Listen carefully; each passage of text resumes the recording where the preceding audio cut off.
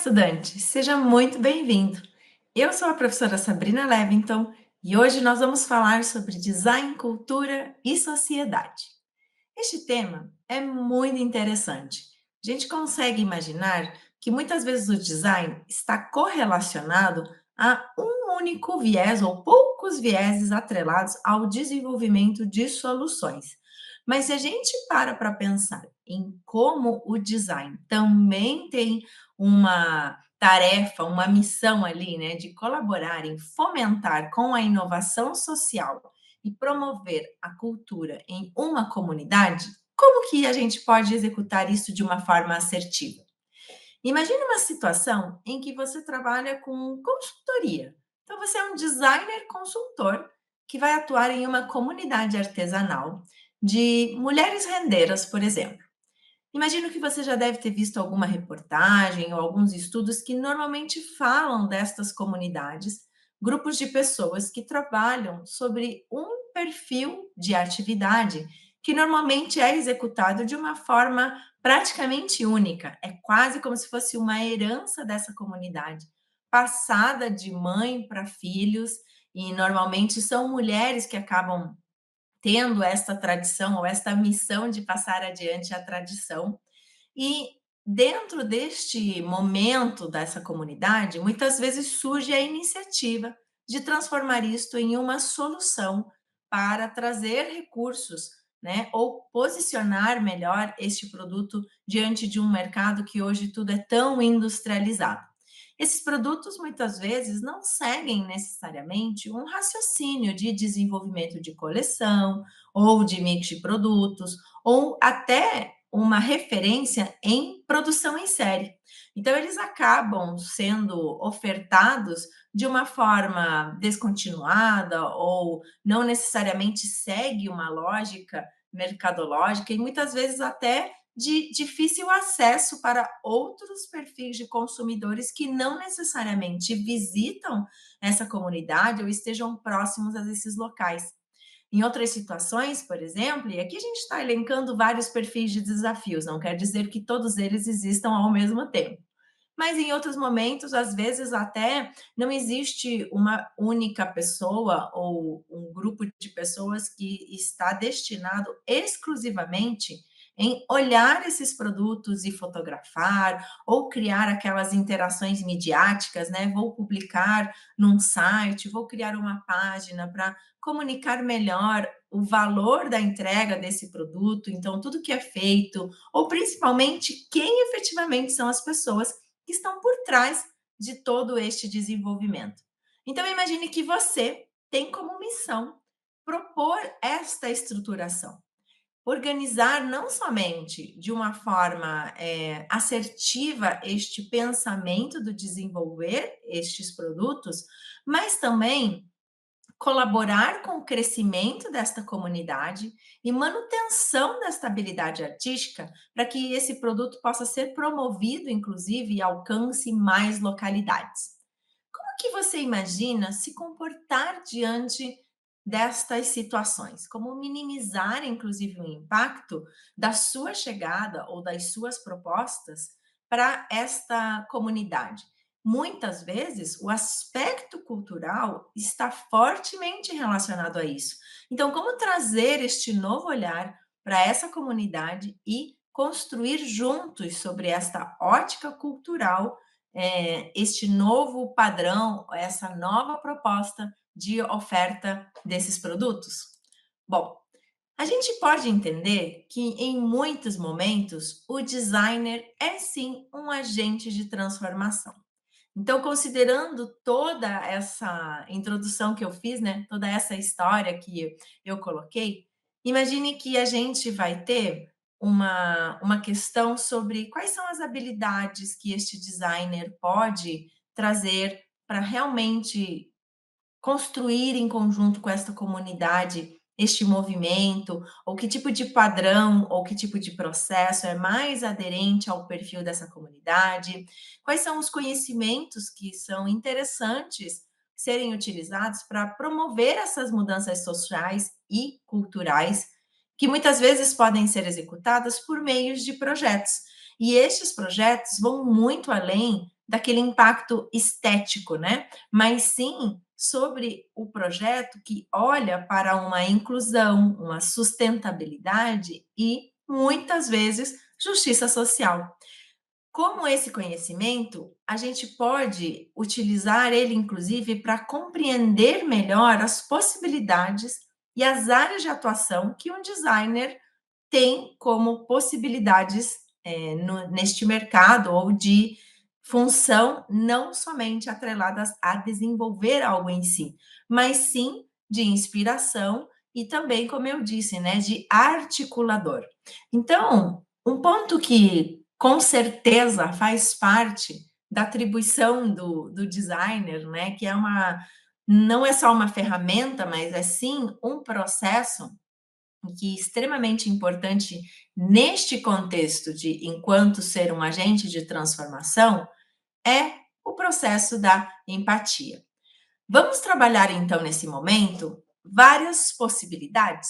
A gente vai conversando, estudante, aqui, e fique à vontade de trazer as suas indicações ou sugestões, mas aqui a gente pode pensar em todos os aspectos que podem ser levantados. Como eu comentei anteriormente, não é somente sobre desenvolver, mas a gente também tem sobre como pensar o design inclusivo, já que a gente está falando sobre inclusão. E como pensar, então, este design sustentável, já que falamos sobre sustentabilidade.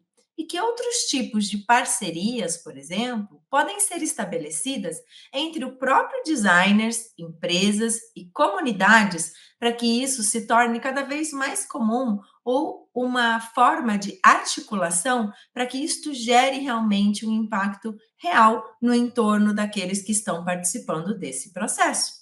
Quando a gente fala também sobre design participativo e social, ou design para a educação, design para o empoderamento comunitário, então olha como a gente consegue atrelar todo este agente transformador com vários propósitos conectados a ele.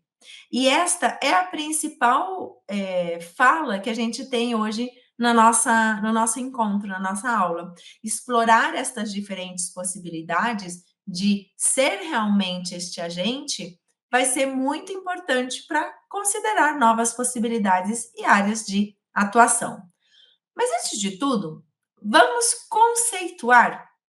Sempre é importante que a gente entenda de uma forma mais clara como que a gente pode definir aquilo que cada um faz.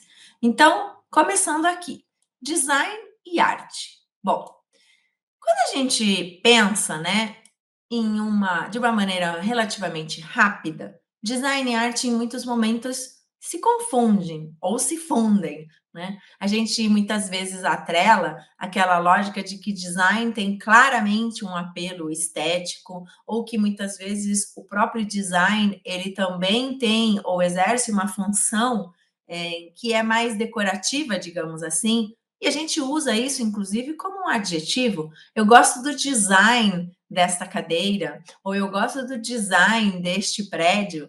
Então, quando a gente pensa muitas vezes o design, ele realmente tem um toque de arte, mas não necessariamente ambos são a mesma coisa. Existe uma semelhança, mas as diferenças, elas também são importantes serem elencadas. Então, no primeiro momento, enquanto arte, por exemplo, a gente vai falar sobre uma expressão pessoal. Aqui ela está focada na exploração de ideias e emoções. E muitas vezes ela, além de ser essa expressão pessoal, ela é essa expressão criativa de quem idealizou esta solução ou quem idealizou esta arte, digamos assim, ou seja, uma escultura, ou seja, uma pintura, ou seja, este trabalho artístico. Aqui, não necessariamente há a necessidade de existir uma função ou atender especificamente a um público ou estar inserido dentro de um processo para que, inclusive, ele possa ser multiplicado ou criado em série. Quando a gente fala muitas vezes de artistas que às vezes desenvolvem as suas criações, por exemplo, gravuras, que são impressas para serem produzidas em série, elas saem com uma numeração para dar a ideia de que aquele item ele é exclusivo, né? Esta numeração, então, foi feita uma criação de 100 peças e vão ser feitas 100 impressões. Cada uma delas vai ter um númerozinho ali, às vezes quem compra recebe um certificado de origem de que aquilo é uma arte, uma impressão artística, né, uma lâmina ou uma gravura daquele artista, e ela está numerada. Então, imagine que é o máximo da preocupação em pensar em produzir em série continua estando atrelado a esta expressão pessoal e criativa com o objetivo de explorar as ideias e emoções, ou então conceitos, e não necessariamente transformar isto em uma fábrica de iniciativas artísticas.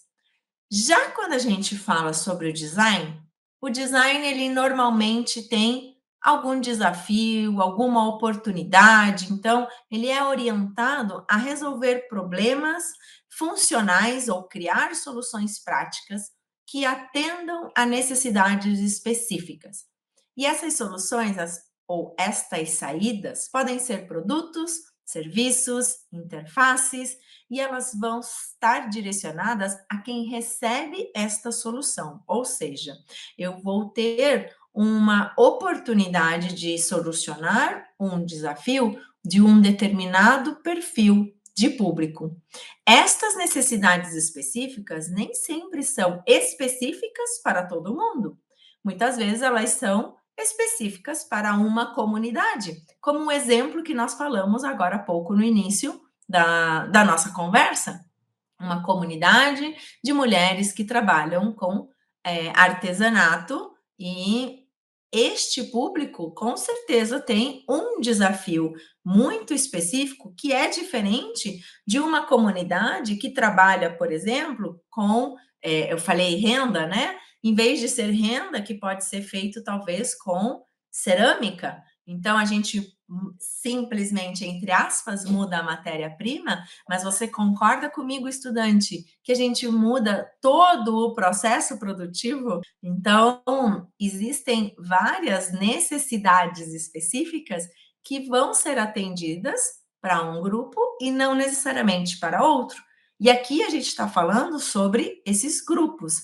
Mas você já pensou sobre atender necessidades específicas que estão relacionadas à mobilidade ou estão relacionadas à inserção dessas pessoas no mercado de trabalho, né? Então, a gente está extrapolando aqui para outros perfis de desafios sociais.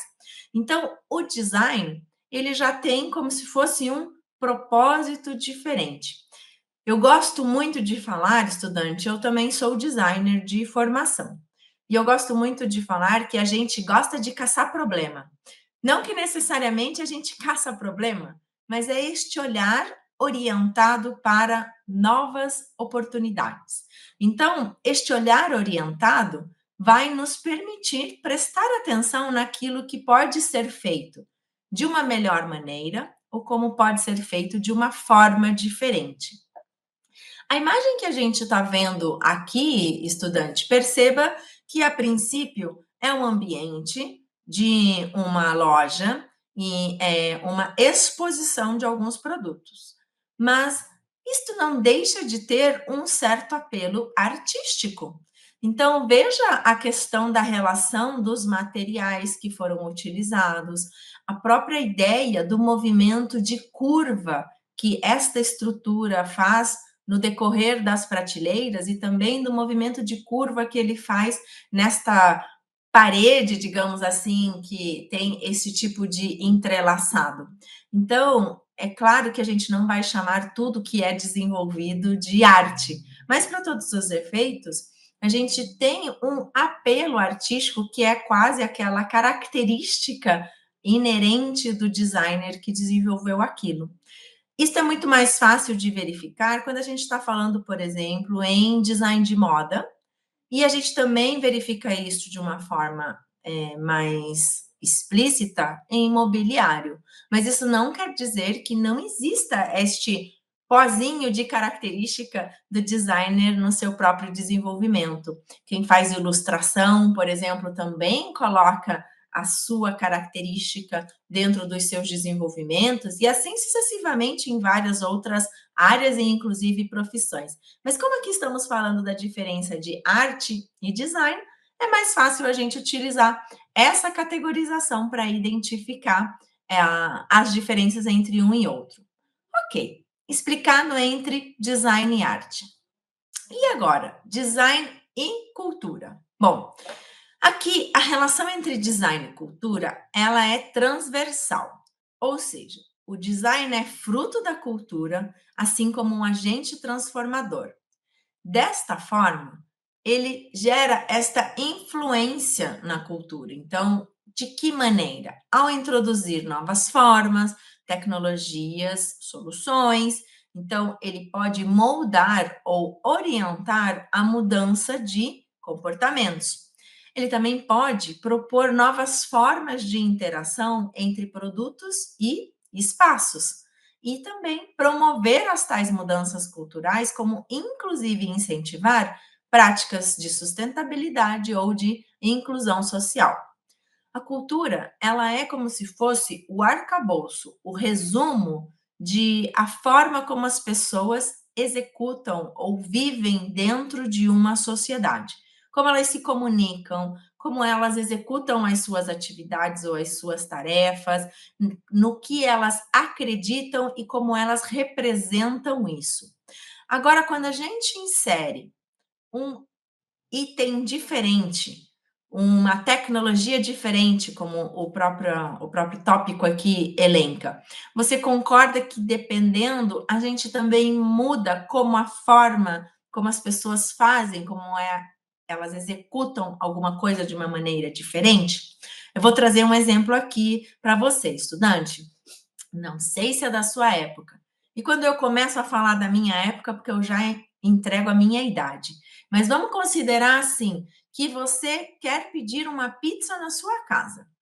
Talvez você não é dessa geração, mas você pode ter visto alguém em algum momento pegar um telefone e ligar para uma pizzaria.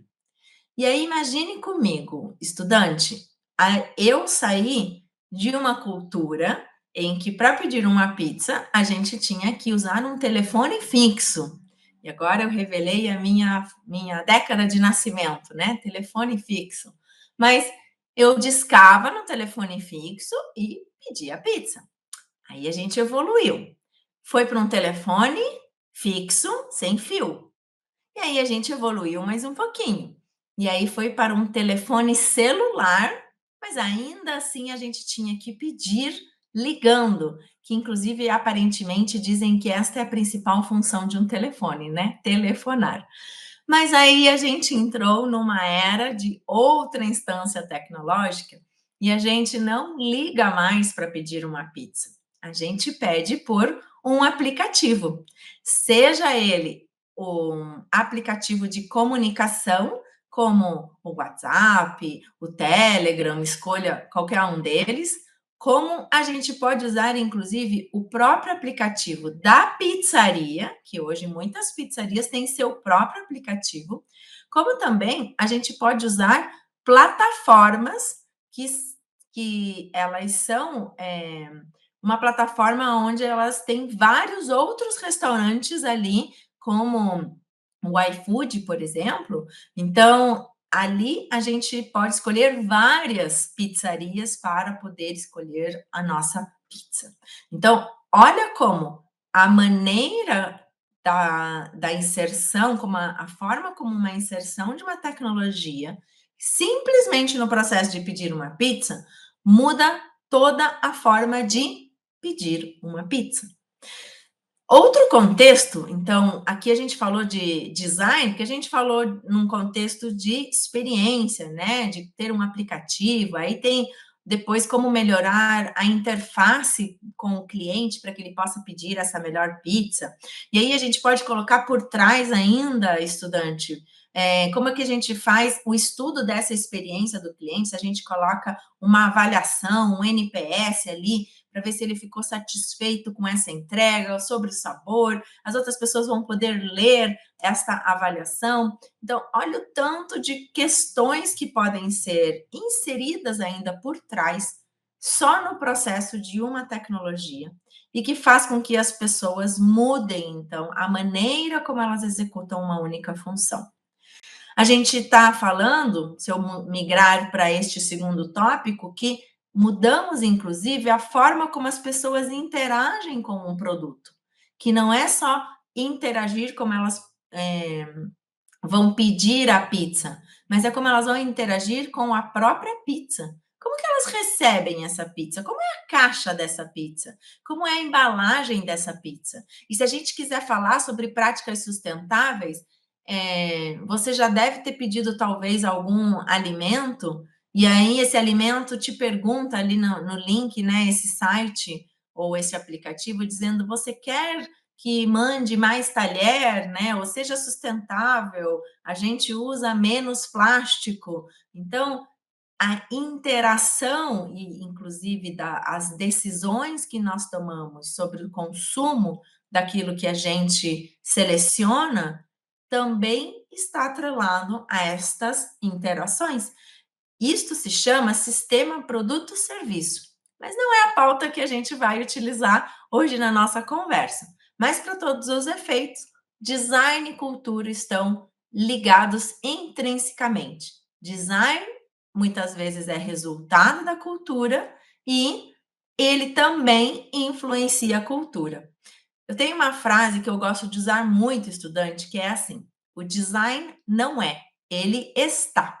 Então, a gente não vai definir nunca o design como sendo tal atribuição. Ele está como tal atribuição. Porque, como ele corresponde e descende das interações culturais e principalmente com o contexto ligado à sociedade, que é o resultado, como eu disse, né? São aqueles que geram esta questão cultural.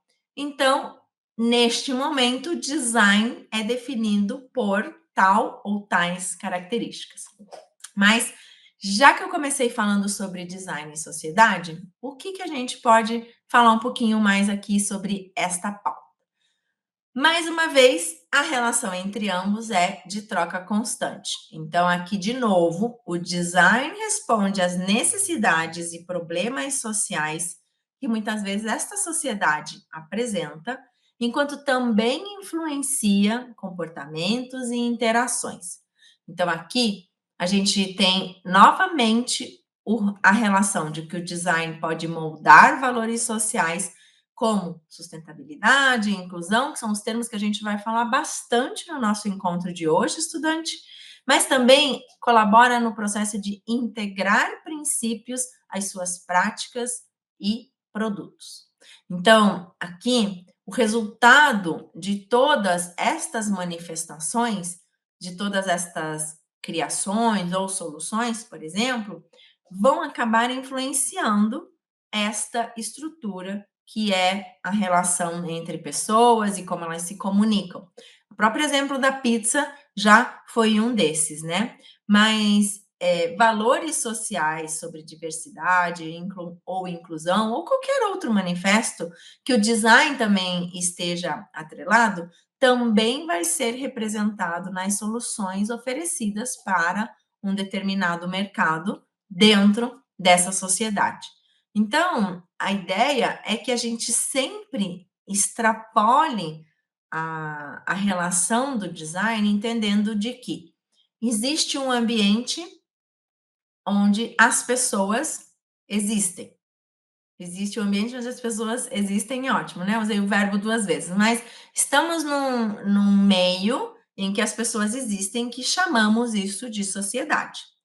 Dentro deste contexto da sociedade, estas pessoas se comunicam, elas têm as suas práticas sociais, e isto é o que constrói o que chamamos de cultura.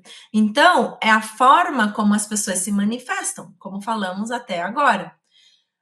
De uma forma ou de outra, o que é muito importante é que antes de entrar para resolver algo, para conhecer algo, ou, de novo, o nosso desafio do início da aula, precisamos conhecer como articular isso de uma maneira que seja de baixo impacto, para que as pessoas se sintam representadas e respaldadas e queiram fazer parte disso, e ao mesmo tempo que a gente possa trazer as soluções ou construir de uma forma coletiva as soluções sob uma ótica assertiva para este grupo. Bom, design inclusivo. A gente falou o termo ali no meio da nossa conversa, mas não chegamos nos detalhes. Então, o que é, afinal, o tal do design inclusivo? Aqui a gente comenta que é uma abordagem que busca desenvolver produtos, serviços e ambientes acessíveis para todas as pessoas. Então, lembra que o design é sobre olhar oportunidades, atrelar essas oportunidades ao desenvolvimento de soluções ou necessidades para um determinado grupo.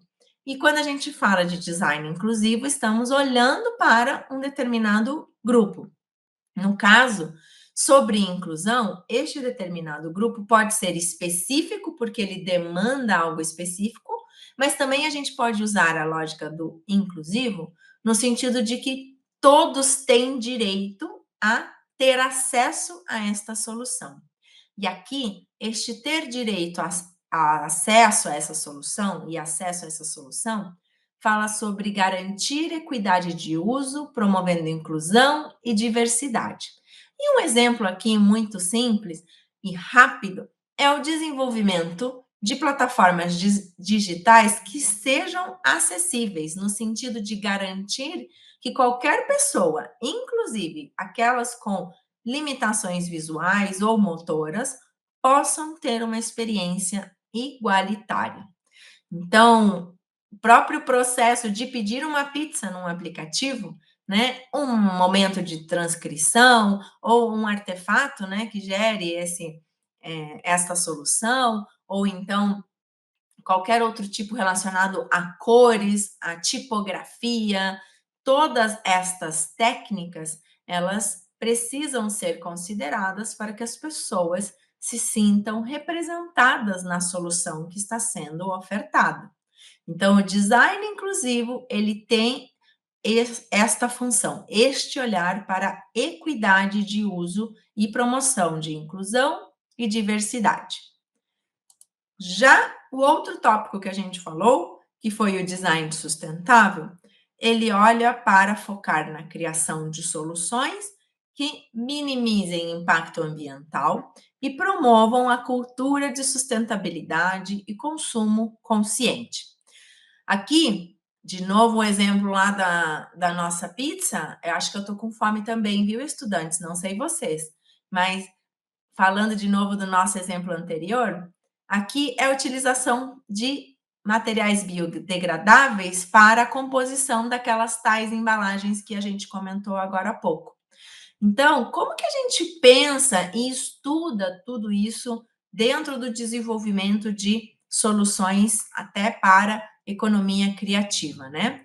Existem pautas bem interessantes, biomimética, né? A gente vai falar do berço ao berço, são todas temáticas que vamos desenvolver num decorrer, não hoje no nosso encontro, mas pode ser comentado assim nos nossos tópicos, e se você tiver curiosidade, pode procurar com mais intensidade, mas a ideia é que todos esses termos estão atrelados a esta lógica de sustentabilidade.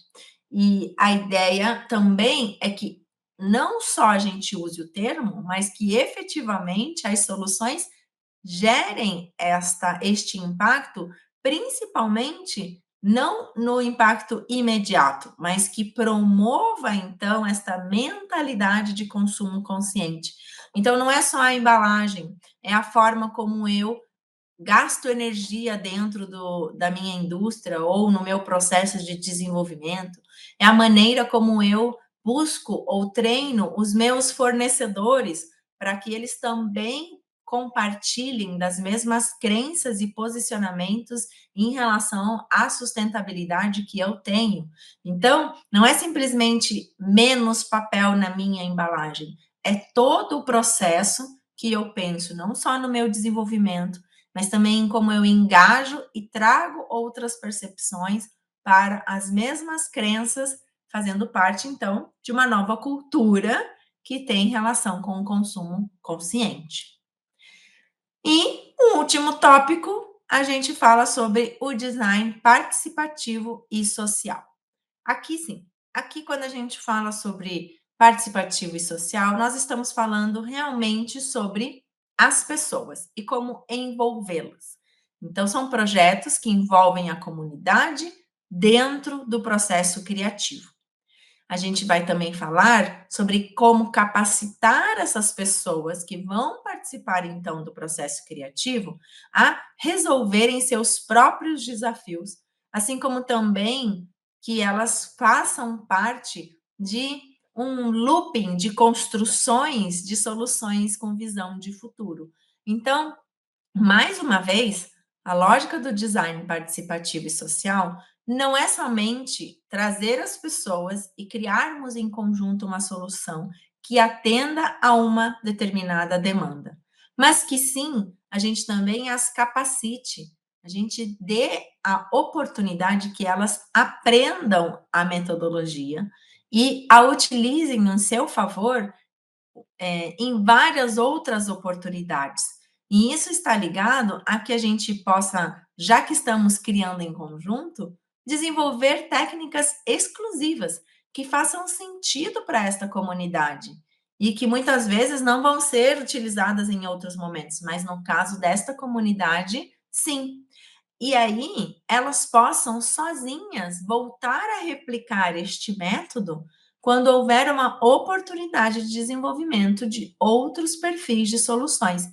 Assim, a gente não deixa determinada comunidade ou grupo de pessoas 100% fixa e presa conosco. Ah, não, sempre vai ter que ter o designer consultor ali para poder orientar o desenvolvimento da solução. Não, a gente quer que, já que estamos promovendo várias outras atribuições, que eles sejam autônomos de suas próprias criações e desenvolvimentos de soluções. Então, o contexto de permitir o aprendizado também é extremamente importante e deve fazer parte. Se a gente utilizar o nosso exemplo do início da aula, estudante, falamos a mesma coisa do que aqui. Não é somente entrar na comunidade de uma forma assertiva, né, desenvolver um método, mas também agora é o momento de como replicar este método para que esta comunidade possa utilizar, usufruir dele em mais momentos. E aí a gente entra numa pauta que é como se a gente estivesse dando um zoom em um desses tópicos. Então, se a gente está falando sobre participação social, se a gente está falando sobre inclusão e estamos falando sobre design, como que a gente comunica? A ideia aqui é que é muito importante que os designers saibam como expressar uma informação de forma diferente para que um número maior de pessoas possam compreendê-la. E assim, comunicar visualmente tem um feito, um impacto, digamos assim, muito mais importante e, com certeza, abrangente, que faz com que todos se sintam contemplados. Então, a gente vai mudar um pouco do exemplo do início da aula da primeira ali da comunidade, e a gente vai trazer um outro exemplo para falar um pouco mais sobre essa questão da comunicação visual. E ela tem muita ligação com este pensamento inclusivo e com gerar impacto para a sociedade. Você já deve ter visto como que a cidade, principalmente, traz muito deste input sobre comunicação, né? E aqui eu trago para vocês alguns exemplos que estão fortemente ligados a esse perfil de comunicação. A primeira delas é a sinalização cromática. A sinalização cromática, por exemplo, ela é utilizada através de cores específicas que vão ser utilizadas para comunicar informações ou orientar as pessoas em um determinado ambiente ou sobre um produto e uma interface. Então, pense, por exemplo, num sinal de trânsito. Eu não sei, estudante, da onde você agora está me assistindo, mas da onde eu venho, a gente chama sinal de trânsito, sinaleiro. Mas tem lugar que chama de semáforo, tem lugar que chama de outros nomes, né? Mas a ideia é que a regra é a mesma. Então, a gente tem três cores: a verde, vermelha e amarela. Não necessariamente precisa estar escrito pare, ande, olhe, né? Mas a gente já compreendeu que a cor verde quer dizer siga. Então, na imagem que a gente tem aqui do ladinho, ela representa exatamente isso. Aqui é uma saída de fuga. A gente está vendo o nosso pictograma aqui, né? O bonequinho correndo. Então, em uma situação que você precise sair, você tem aquela direção a ser seguida. A sinalização cromática, eu acho que é uma das primeiras sinalizações mais fáceis de serem identificadas. Já a segunda sinalização é aquela que a gente chama de morfológica. A morfológica, ela envolve o uso de formas ou volumes para transmitir, então, a informação que a gente quer que a outra pessoa capte. Muitas vezes, novamente, a gente não precisa de palavras que determinem ou expliquem o que está acontecendo ou o que a gente quer que o outro compreenda. Mas a forma dela já é suficiente para esta compreensão. Eu não sei você, estudante, mas eu não sei japonês. Então, eu não sei o que está escrito aqui na placa. Mas eu consigo, não só pelo sentido, pelo desenho, pela forma que eu estou vendo, que eu tenho que seguir para um determinado sentido, para um determinado local. E a placa que está acima, que tem uma bolinha vermelha com um traço branco, junta as duas informações, né? A sinalização cromática, que foi o que a gente viu agora no nosso slide anterior, que é o vermelho, quer dizer não pode, né? Com a tarja branca, a gente já sabe que também quer dizer não pode, e a bolinha quer dizer que é um símbolo de parada e de atenção. Então, veja como aqui a gente já tem como se fosse um mix, né? Da sinalização cromática com a morfológica. É claro que na parte de sinalização de trânsito fica um pouco mais claro e fácil de utilizar esta informação, mas para todos os efeitos, sempre vai ter um objetivo em comum, que é comunicar. E a sinalização tecnológica, como o nome já diz, é aquela que utiliza dispositivos para concluir a transmissão de informação, que pode ser uma tela com LED, por exemplo, ou sensores de interface interativo. Eu que gosto muito de tecnologia, acho bem divertida essa parte, né? A ideia é que de uma forma ou de outra, continue havendo a comunicação e que este cliente, esse usuário, seja orientado por isso. Então, isso é muito comum em transporte público, em museu, que a gente vê LED muitas vezes, né? Aquela luz de LED que faz o desenho do mapa ou do metrô. Então, para todos os efeitos, qualquer uma destas sinalizações que utilizam um pouco mais desses sistemas tecnológicos pode ser considerada uma sinalização, então, tecnológica. E aí, como que a gente usa isto num combo, estudante? Como que a gente pensa num coletivo sobre estas ferramentas? Bom, existe uma abordagem chamada wayfinding e ela fala sobre sinalização de espaços. Esta abordagem nada mais é do que um conceito para orientar e ajudar as pessoas a se deslocarem de uma maneira eficiente e intuitiva dentro de um ambiente, seja ele fechado, um ambiente fechado, como também um ambiente aberto. E a ideia é usando utilização de sinais, de mapas, de cores, de símbolos. Então, Em parte, todo esse perfil das 3 sinalizações que nós vimos até o momento, a gente pode utilizá-las em conjunto para trabalhar de uma melhor maneira a comunicação de como as pessoas podem se locomover dentro desse espaço. E aqui a gente está falando efetivamente em promover a inclusão. A sinalização desses espaços pode ser aplicada em outros ambientes, como aeroportos, hospitais, parques. E eu trouxe, estudante, um exemplo aqui para a gente poder conversar no nosso encontro de hoje. Esse case é um museu, é uma galeria, na verdade, de arte que fica em Londres, né, na Inglaterra, e ela já existe há um bom tempo. E essa galeria ela passou por algumas reformas ao longo desses anos. E o caso é interessante porque a gente consegue, pelas imagens que eu já vou apresentar, ver como foi aplicado todo o projeto de wayfinding. Então, ele foi ofertado, né, o desafio, digamos assim, a um estúdio de Londres mesmo, e que eles são especializados em sinalética. Olha que palavra legal, né?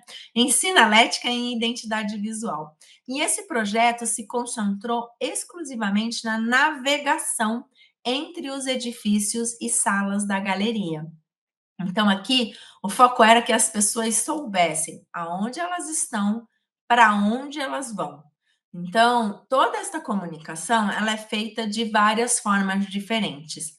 Aqui, principalmente foram utilizadas técnicas de vinis, por exemplo, né, que foram colados, tem alguns ambientes que estão colados no chão, outros ambientes estão colados nas paredes. Também há esta mudança de escolha de cores, então as próprias cores chamam mais atenção num ambiente que tem praticamente uma única cor de concreto ou cores muito claras, né? E existem outros artefatos manuais que podem ser utilizados para que os visitantes se localizem neste ambiente. Então, aqui a gente consegue já ver qual é o andar que a gente está, quais são as informações deste ambiente. Aqui a gente tem uma relação de todos os andares deste edifício e em que local a gente está. Se eu te perguntasse rapidamente, talvez você não saiba qual é o nome do andar, mas você sabe me dizer em qual andar estamos, né? Aqui, automaticamente, a gente também, mais uma vez, vê a amplitude deste ambiente, mas eu vou finalizar mostrando este cardzinho aqui. Isso aqui é um material, ele está em inglês, mas você pode usar na entrada e ele diz que você pode mostrar, apresentar para alguém do museu, para um staff do museu, se você precisa de alguma informação. Então, se você, ele tem várias coisas, cada cardzinho tem, eu preciso beber água, eu preciso de um banheiro, eu preciso chegar até um ponto de ônibus, eu preciso localizar um elevador. Então, se você tem alguma outra dificuldade que você não tem como rapidamente se localizar no ambiente, você pode usar este material e com o cardzinho você apresenta.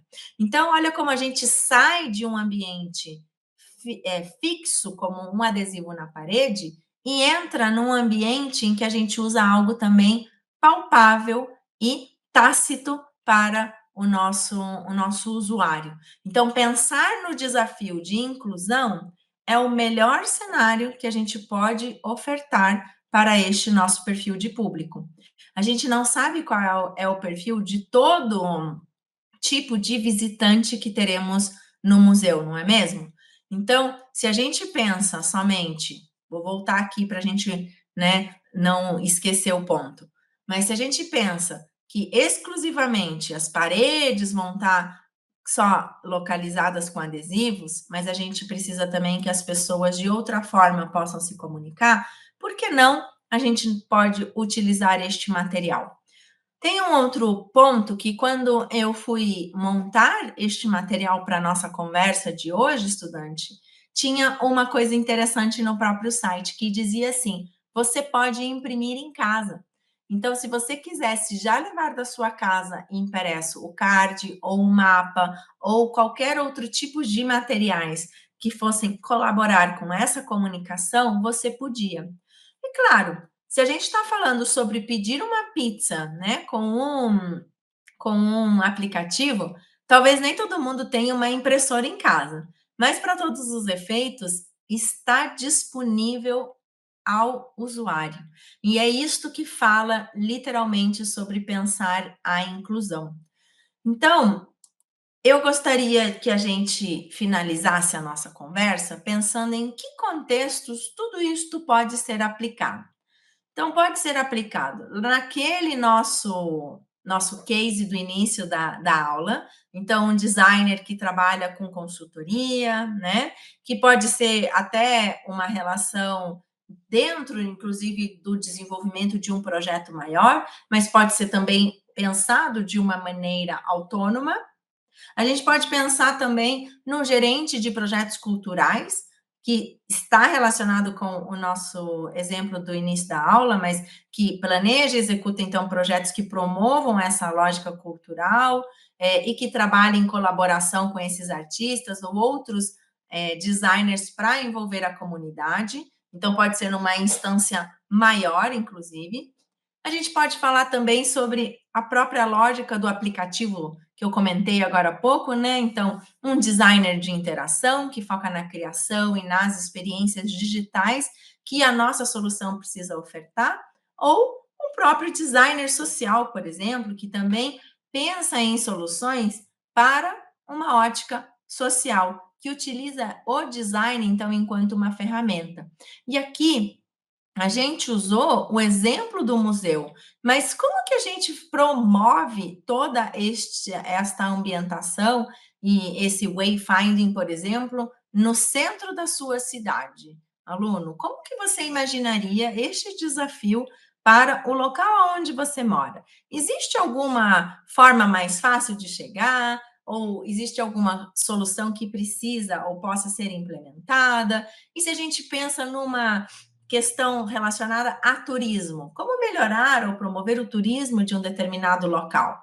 Então, olha o panorama que a gente tem a capacidade de enxergar e colocar as nossas informações com todo esse arcabouço para promover esta ambientação, essa mudança cultural e, inclusive, esta inclusão e um viés em sustentabilidade. Que tal pensar sobre isso no dia de hoje, hein?